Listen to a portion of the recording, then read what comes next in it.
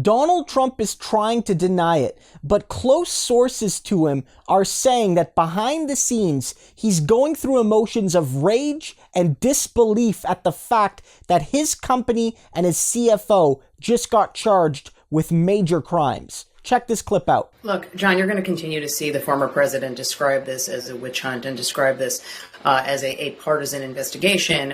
Part of that is going to be because of Cy Vance. Part of that is going to be because of the Attorney General, Letitia James in New York, who is also working on this case with Vance. But in reality, Donald Trump is not somebody who has sought to be indicted. He is not somebody who thought this was a good thing. There was some spin from one of his advisors earlier this week about how, or right before the indictment, about how he was, quote unquote, thrilled. He's not thrilled. I don't think he's throwing staplers, but he's not happy. It's not something that he's talking about constantly as, as fury.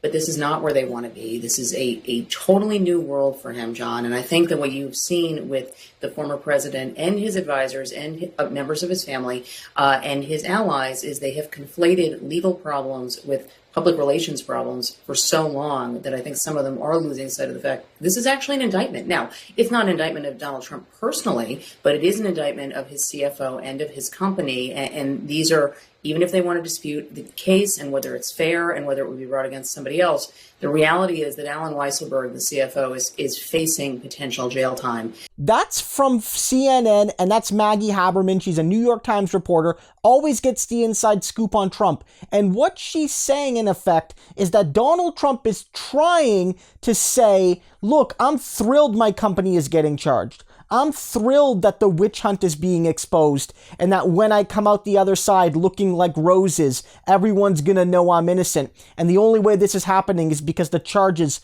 are actually coming. But that's not actually true. Behind the scenes, it's very clear. Donald Trump is scared and he's angry, and he's in a bit of disbelief. And the reason he's in disbelief is very clear. Donald Trump thinks that unlike the peasants, you and I and everyone else watching, he thinks he's above the law. He thinks that any crime he does either isn't a crime, or if it is, he's too rich and important and powerful to be held to account like the regular working and middle class people of the United States. And so the fact that he's actually facing consequences, not directly yet as an individual, but through a company that bears his name, is shocking him. The headline from yesterday was literally him watching Weisselberg being hauled into the courtroom in handcuffs, saying, I can't believe it. I don't believe it. It's almost like he's saying, I don't believe that there are actually consequences for me and my company and those at the company. Right?